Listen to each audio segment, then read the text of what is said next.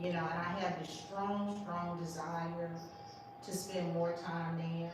I've already said at some point I think I'm gonna move. I haven't decided where, because every time I go somewhere, it's like, a different I city. pick a different city. Yeah, exactly, a different country. But I know you guys in that sponsor, and so we do have that trip to South Africa in January of 2027, and there's a safari. You know, the safari in South Africa was a tad bit different from the safari in East Africa because you're like up close and personal with the wildlife in South Africa. We want a private game reserve in South Africa where the Masai Mara is a government-run park, and so there are, and that's in every country. There are government parks, and then there are private reserves owned by an individual or a group of individuals. And most times there are no fence boundaries, so the wildlife just wanders, you know. Because we went to the Sabi Sands private game reserve in South Africa. It was about a 5-hour drive from Johannesburg. And we still keep in touch with our driver who drove us to the Sabi Sands. But from what I can tell, even within the countries, it's different. So you'll have a different type of vehicle in a different country. Kenya has one type of vehicle, South Africa has another type of vehicle. And then you can drive your own vehicle. So in Kruger National Park, which is the government-run park, it borders the Sabi Sands. But like I said, the animals come from Kruger to Sabi Sands. I mean, it's not fenced. Some of the private game reserves are fenced. But from what I understand, the animals they break through the fences. I mean, it's a barrier, but it's not a permanent barrier. Right. And so South Africa, I enjoyed the Sabi Sands. I enjoyed the Masai Mara as well. We're going back there in January. But the Masai Mara in Kenya, you're in a closed-in vehicle. So it's like a big 4x4 safari vehicle with sliding windows that you can open, and then it has a pop top. So literally you can stand on the seat and look out and see the animals. You get a good viewpoint from looking through the pop top. In South Africa, we were in an open safari vehicle. There were no windows. there were no windows, no ceiling, I mean, just open. Literally the door didn't even open. You just climbed up and put your leg over and got into the little seating area. And it was kind of like theater seating. Two up here, two right here, two down, and then the driver. And then on the front, they had just the spotter. On the front. Because you do night, you know, you do the evening, and they have the spotlight. So, yeah. We'll have some pictures. So in Masai Mara, you can't do any safaris after the sun goes down. So there's certain times. You can't go off-road unless it's a big cat. You can go off-road to see a big cat, a cheetah, a lion. But in the private game reserves, the rules are so much different. And so you can go off-road to see anything. You can have night safaris, which we did night. Literally, your spiders on the front with a big spotlight, just How close do the animals get to you? as close as they want. So yeah, so we were, we'll have, which I think I had a video, so like, she said, you're in an open air vehicle. And so, yeah, one of the cats, he probably passed, right, It was a leopard. yeah, leopard, probably, right from here to that door. He just passed. Just strolled on by. Yeah. He What wasn't was really crazy paying to us was when our safari driver got out of the vehicle to go walking through the bush. He was looking, supposedly there was a leopard who had made a kill, Yeah, and leopards take their kills up Yeah. the tree. So the leopard was probably up in the tree with And he was the looking. antelope, and so he went to go try to find it so they could drive back in to show us. 'Cause they try to, get you to see everything. so we were like saying, okay, so we're gonna drive this truck and he don't come back. We're gonna drive the safari vehicle back to the lodge in case he don't come back, you know, but yeah. But the lodges are very Do nice. they have weapons? No, but they are so, See, they're very in The wildlife was explained to us like this. They see the vehicle and everything in it as just a big box. Yeah. They don't really see you unless you do like Yolanda and you move to try to get a good picture with the rhinoceros in the back. Yeah. And the guy had to fuss at us and say, Yeah. look, when y'all get around these big cats, y'all never be able to do that. So listen, here's the story. So when we were in Kenya at the Maasai at the safari, it was she and I were standing on the seats and looking out the pop top, because we could move around. It was just the two of us in there, and and it was closed in. So for me, I'm thinking the same thing. I'm like over the seat, and I'm like, she's like, let me get on that side, and so And he he was was jumping like- over, crossing over me to get up. I said, so he snapped at me. And so he was basically like, you can't do that. You have to sit down, because like you say, the movement with the animals, like the sudden movement. Yeah. But I mean, I learned my lesson early on. But even with all of I that, never felt afraid. we never felt. You're in awe. At least I'm in awe. Just to see these animals in their natural environment, it's just amazing. But I'm kind of strange in a way, I guess, a little bit. But it was. I mean, to see a giraffe just walking across the savannah, to see the elephants, the baby rhinoceros, Did you get to see those gorillas you were after? Yes, we saw them. We saw them when we got to spend an hour with We them. tracked it, yeah. So in Uganda, we spent an hour with the gorilla family, and they're habituated. So I think there are 10 habituated families And Wendy. in Wendy, and so you hike, and based on your fitness levels, they'll pair you with a gorilla family. Because they track them, they know, the rangers know, where they spent the night, and so they have an idea of where they're located. They keep track of them. So, They have names, the Yeah. family has names, the Yeah. silverback has a name, yeah, the females, they have names yeah. in these families. And this all came about because of conservation, because, the gorillas were being poached at a rate that they were almost gonna be extinct. Yeah. And so the very people that were poaching them have now even turned around and are working to They're like conserve the that, rangers. to conserve, the gorilla species. Yeah. And so it's very interesting that they really work hard to keep them safe, and, the poaching really doesn't take place anymore, and they track the families, they watch their sleeping habits, their eating habits, Yeah. their interaction, they're aware when the babies are born, so the families that you go and see on the 1 hour trek, they are habituated, so they're used to humans observing them, and they don't pay any attention. I mean, I had one, we were sitting there watching her eat, and she got up and just started walking Then it towards just me. moved. And so the guys were saying, don't run, and I'm thinking, I'm not gonna run. You're almost like just in awe, because she came right near me, walked right there, over my feet, across, brushed my legs, and went on off. Yeah, It was just amazing. yeah. I mean, I know I'm kind of weird, but that was amazing. So what about cost? What's a rough estimate? I'm sure everyone's wondering, like, what the possible cost What you would pull be. up, For the, Howard, you in here? Hey, no, I've had that question. Well, how much does it cost? Your commitment, your determination, and your time. And you all, and the blessing here is having people that are as thorough, as engaged, as equipped of already going. So I know you need a dollar figure so that you'll know how much each month to kind of set aside, but it's nothing like leaving the continent. We say leave the country. I was corrected when I got to Amsterdam.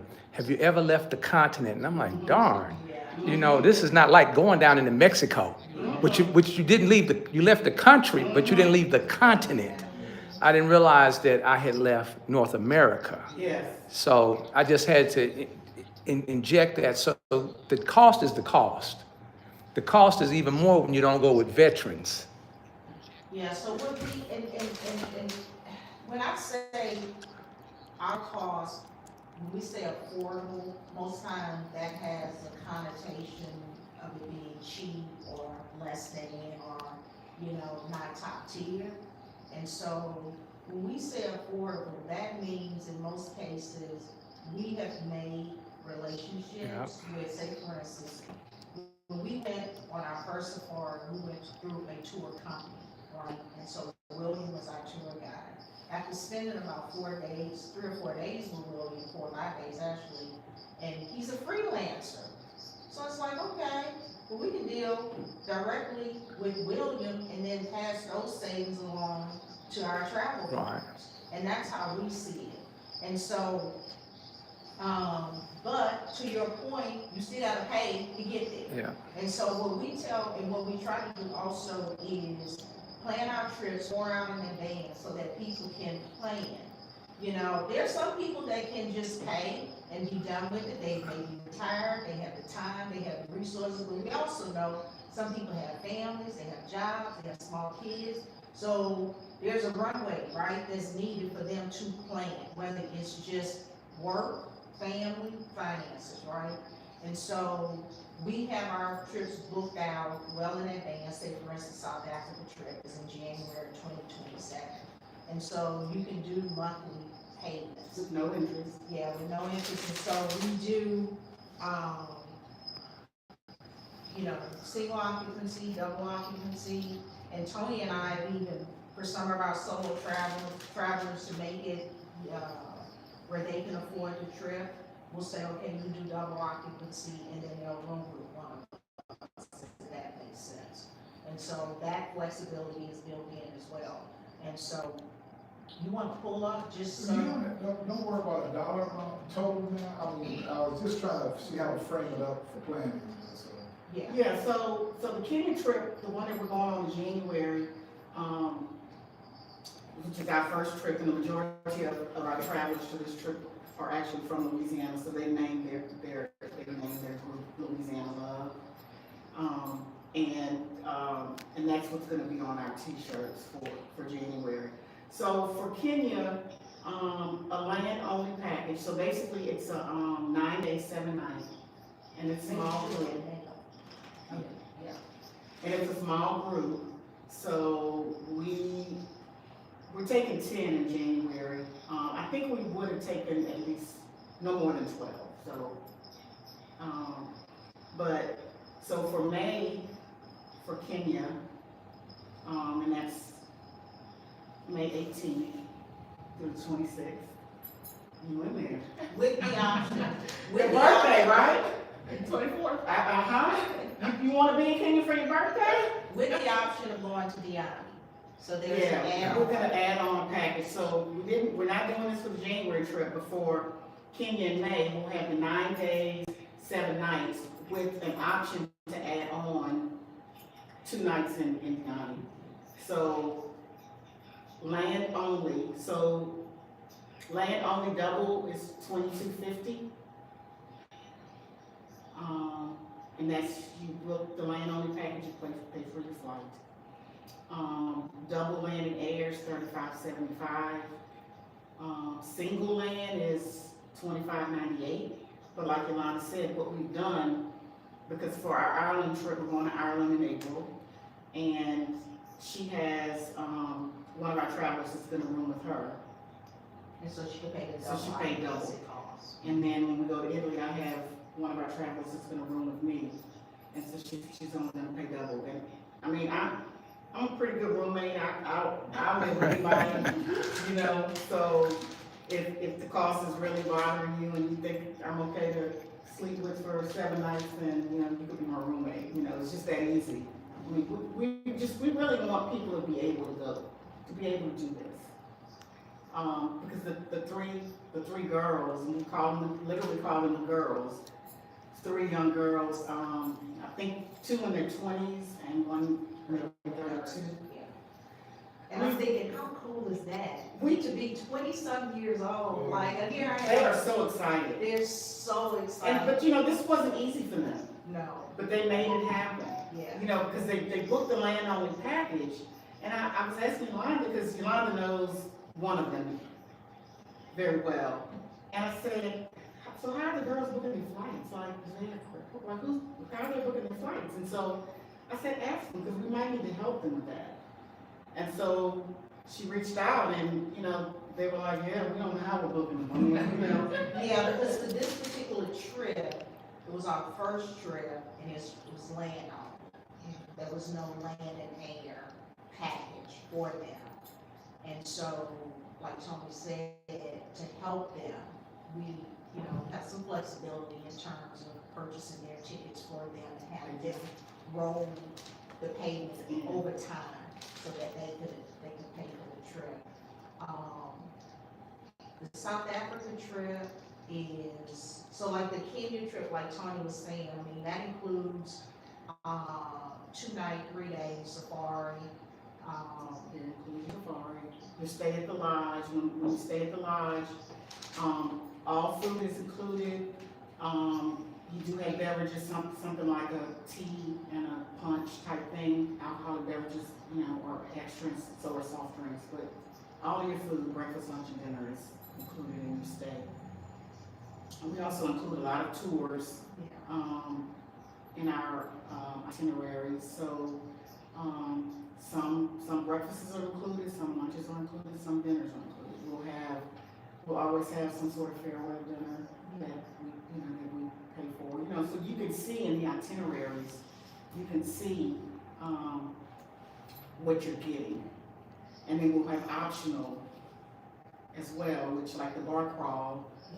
If the bar crawl is actually going to be on our first full day in Kenya, we wake up that morning, we have 2 tours, then we're going to a welcome dinner, and then we have the bar crawl. So the bar crawl is optional, but it looks like almost everybody wants to do it. Look, young people. And like I said, I wanna, so this is a very important piece of what we do. So we all, for every one of our trips, we have a give back piece, right? And so we have an initiative that's called Heels on Wheels. And it came about when Tony went to Uganda, we went to Uganda and Kenya in 2024. And so what Tony did is fill his couple, 2, 3 grandkids, so she had some gently used clothes. And so she had a big, and so you fly internationally, you get 2 check bags. So with one of her check bags, she filled it with gently used clothes. And so what we did for our tour guide, he met us at the airport in Uganda, and we just handed off that suitcase. And so that turned into our Heels on Wheels, like Heels on Wheels. So that's our give back initiative. So every one of our trips, it includes some give back piece. And so when we go to Kenya, we'll spend a half a day at a children's center. Now we're gonna take probably 9 or 10 suitcases with us full of gently used clothes. And so Jack, who was an orphan, and now he runs a nonprofit, and they work with that they call it slum, Kagera slum. That's that particular part of Nairobi. That's how they refer to it. But there's a children's center that's part of that neighborhood. So we'll go and we'll volunteer, and we'll spend a half a day at the orphanage, at the children's center, volunteering and with the kids. And that's another thing, we've been communicating with Jack, he knows us, and so, and then when we go to South Africa, there's an orphanage in Soweto. And so same thing, we'll take our suitcases, and I'll tell you, we met the most awesome young man, Tyro, in Soweto. He did our tour, and when I tell you, it was emotional. Going to Soweto, I mean, that's what I said, Johannesburg, Kigali, we went to the genocide memorial. It was heavy, but it was necessary. Like you have to experience that. But I will tell you, the tour of Soweto, and the way he walked us through, you know, that time of apartheid in South Africa. But he was just the most upbeat, the most jubilant young man. And he looks like Teddy Diggs. Yeah, he does. Yeah, he looks like. And so I told him, I said, said, you know, his age, I think he was kind of like with Kennedy or something. Yeah, like, I think But I said, Tony, you got too many kids, man. I can't hook you up with my daughter. No, I was like, you cute enough, but time on. So he tells me, he says, okay, if you find me somebody, then I'll find you somebody. That's what he tells me. I was like, that is not how it works. That's not how it works. So, you know, and then also, we met a young man, Sean, in Johannesburg. So we met We him. are, we refer to Johannesburg as the Joburg or Josie. Yeah, So I rarely say the whole word, I usually Yeah. just say Joburg, but, yeah. so if So you hear we- us say Joburg. So we met him and, we did, you know, the walking tour with him. At the end of the tour, he took us to this really cool restaurant. We sat out, they were playing music. I mean, it felt like DC. That's what it felt like to me. And so, yeah, so it was, now I'll tell you, be prepared to sleep when you come home now. Now, we got some downtime in there. Barely, this is here. However, you gonna have to sleep when you get home because you ain't come all this way Nice. to not, you know what I'm saying, to not see as much as you wanna see, so. What's the time difference in most of the places? Like Oh, 8 hours? 8 ahead. hours ahead, Mhm. yeah. Yeah, so right now they're, Except when the time changes for us, then it's like 9 hours, Right. yeah. cause a lot of those countries don't do like that. So, yeah, so right now it's like midnight, 12:17 midnight on Monday. Do y'all have any questions? Cause we just been talking. How about fast one? I apologize for coming late. Oh, welcome, anytime. Nice to see you ladies. Same here. You both alluded at one point about, not having been there before. Are you saying there are particular countries that you have trips planned for that you haven't necessarily been there before? You both said it, and I wondered what it related to. No, so all of the trips that we have planned was, You've been before, okay, very good. And is there a website or? we do have a website, Okay, great. yes. So I'll tell you, either, QR code on it. for one caveat, so we have a trip to Tanzania in July of 2027. We're going to Tanzania in January. Like we haven't been yet. We haven't been there yet. So before we actually go, we would With the have, group. yeah, Yeah. we would have. Yeah, so in Kenya, so we leave Kenya, when the group leaves Kenya in January, they leave on the 20th. On the 21st, we fly to Diani, and then after Diani, we fly to, Dar es Salaam and, Zanzibar. So for us, that's a scouting trip. So we have, We call it a scouting. we call it a scouting Yeah, trip. So we'll have an Oh, you're fine, you're itinerary. fine. Say, for instance, I'll give you an example. So we have a trip to. I'm sorry to the rest of you if I'm asking questions. Oh, no, this is good information to share. Because I think Good information to So share. we have a trip to Ireland in April. Now, we went to Ireland this past October, and probably 90% of the itinerary that we had planned for April is gonna stay, but because we've been, now we're gonna tweak some things, if that makes sense, yeah. So yeah, so our final itineraries are, about 30 days prior to the trip. So you'll see an itinerary out there, it's subject to change up until 30 days before we leave. But we don't really anticipate major changes in any of them. But if you go to our website, you will see, a group trips page. Oh, you can get it. And so,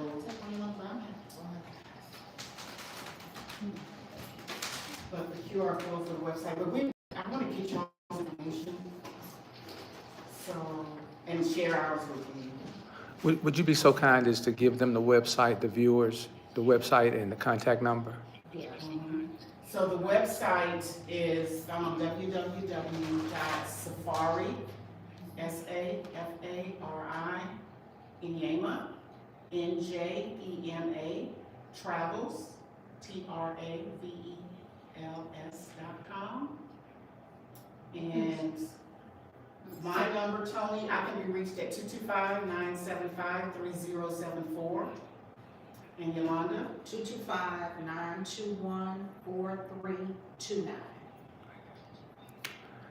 I'm glad you guys, I've been broadcasting this event by way of the Patton House, and I'm sad to say I've been calling it NJEMA. the J is silent? Okay, yeah, wow. It's Swahili. Okay. It means good journeys. Okay. So basically, and I noticed this myself, a lot of times, instead of saying a trip, like whenever we left from friends that were like gorilla trekking. Right. When we left, the friends that we met along the way in terms of the safari guides, the porters who will help you with your luggage and help you up and down the slippery slopes. Right. They just said, I hope you have a good journey. Yeah. You know, they said journey, and so that's what safari NJEMA means. Good Okay. journey in Swahili. Okay. Yes, so can you, if you tap this card, it'll allow you to use our information, and then you can send us yours. Okay. Any more questions? I have one. How far in advance do, if you do like a payment plan, how far in advance does it have to be paid out? I know some was like 3 months, 2 months, how far in advance? It's does it have to usually be like paid? 60 days. 60 days. Prior to the trip.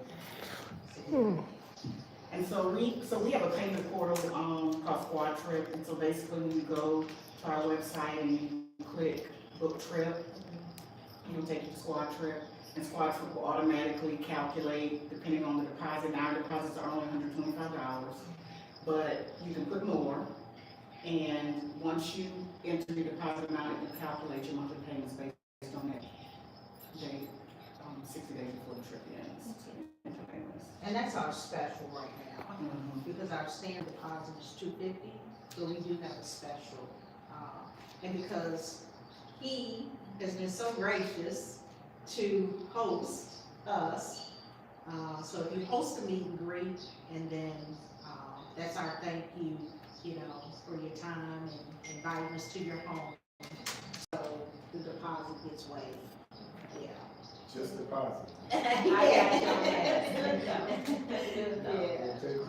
What's your other question? Do you all, offer insurance, travel insurance, or? Hey, here at the Patton House, and we've got some tour specialists that are providing experiences to leave the continent and venture over into the motherland.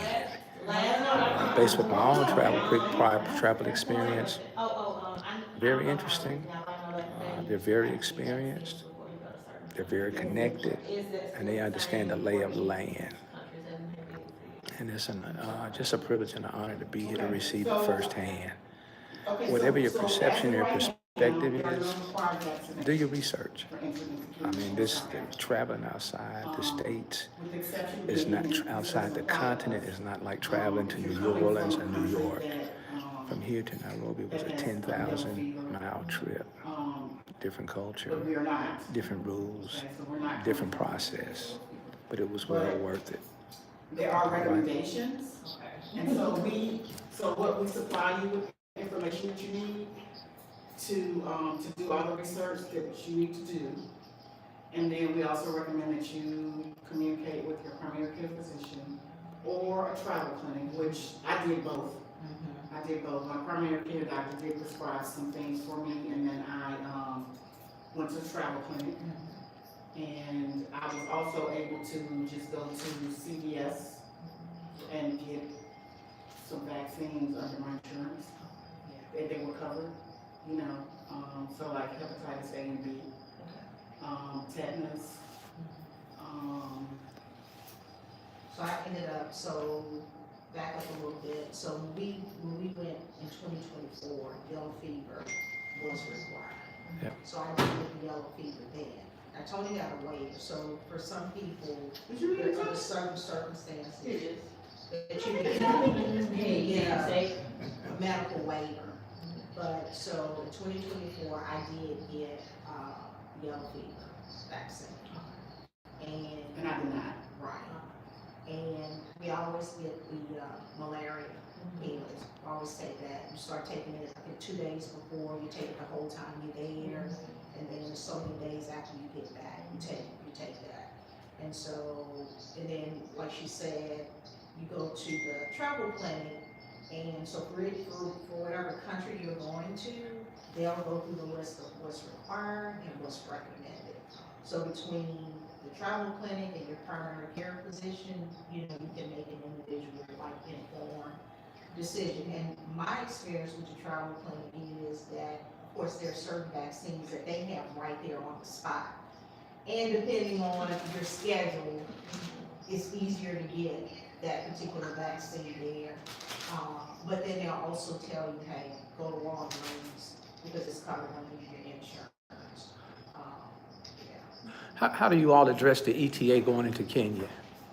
So, okay, so what he's asking about is the electronic travel authorization, and it's like a visa. Okay. It's what people used to call a visa. They just come up with these fancy names all of a sudden and try to call it something new. Gotcha. So basically, we would let the group know enough in advance on when to apply for the ETA. Right. It's usually a very quick process. I mean, with all the countries that we travel to in sub-Saharan Africa, they come back pretty quickly. So you apply online. You can take your own little passport size photo, attach it. It's going to ask you for questions. They want to know Everything. You're not slipping in the country.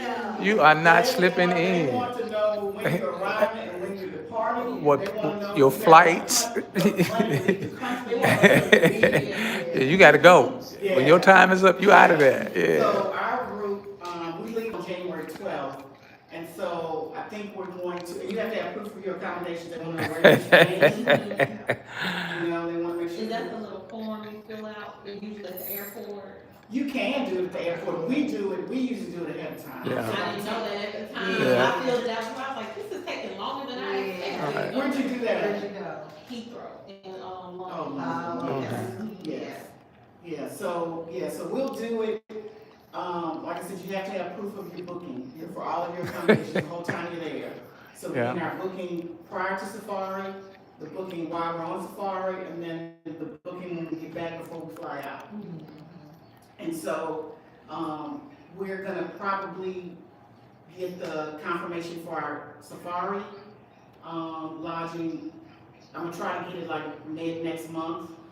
And so once we get that, we'll have everything we need to apply, and then we'll give the group all the information that they need to go out there. And if they maybe need help with the website or whatever, we'll help them. But I really want to commend you ladies on taking a passion, creating a experience. I'm not going to call it a business, an experience opportunity.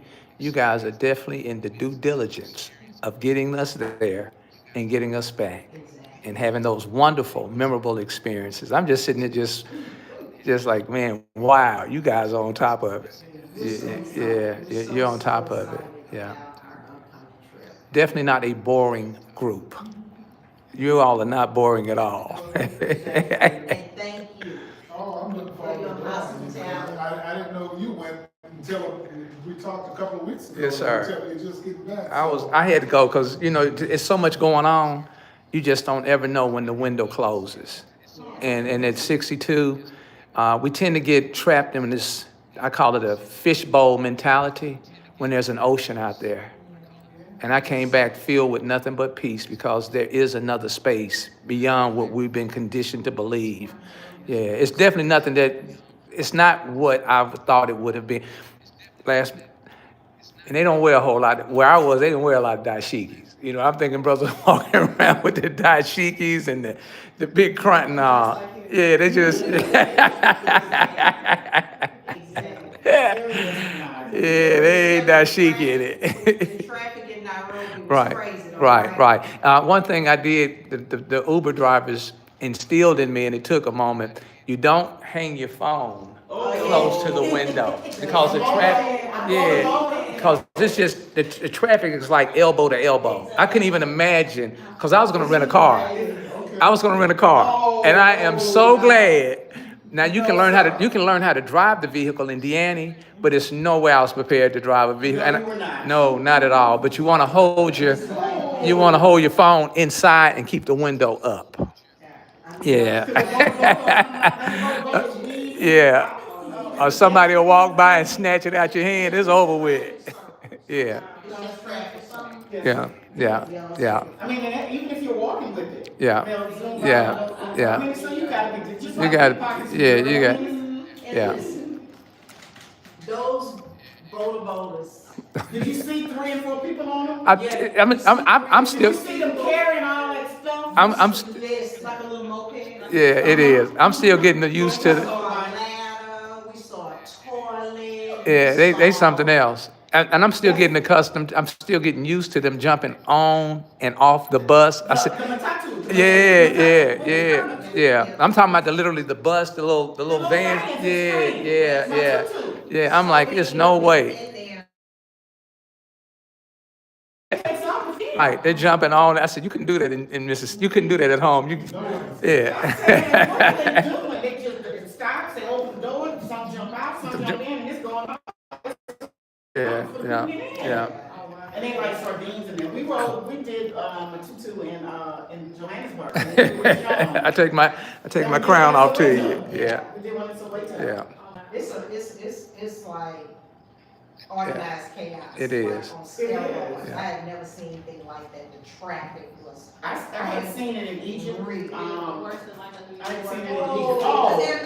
there are no street signs. You were talking about like a 5-hour commute or something up there, but I'm saying, how's the infrastructure? Good highways. Okay. Yeah. Good Not too highways. far, yeah. Very, very nice highways. When we went from Nairobi to Masai good highways, and we went from Johannesburg to Sabi Sands. But it's once you get into the intimate cities where people are. That's where all the hustle and bustle. It's an anthill. is. And then, of course, then you'll pass through villages, Yeah. like on the way to Masai Mara, you pass through a bunch of little villages, and you'll see a lot of Masai people doing their thing. So those are the people that live in the villages that are on the roadside, they've kind of moved from the primitive villages to like it's a step up. So it's like, I guess if you move like on from like Jackson, the big city, to like the country, more rural areas outside of Jackson, kind of like the same thing, if that makes sense, yeah. So you get to see, you know, you get to see the whole like landscape, you know, because people have this idea of what it's like to live in Africa, and that's not, it's totally different. It's totally different. So we saw the gamut. So, you know, going to meet Philip in his village, and then Tony, who's the social butterfly, she'd already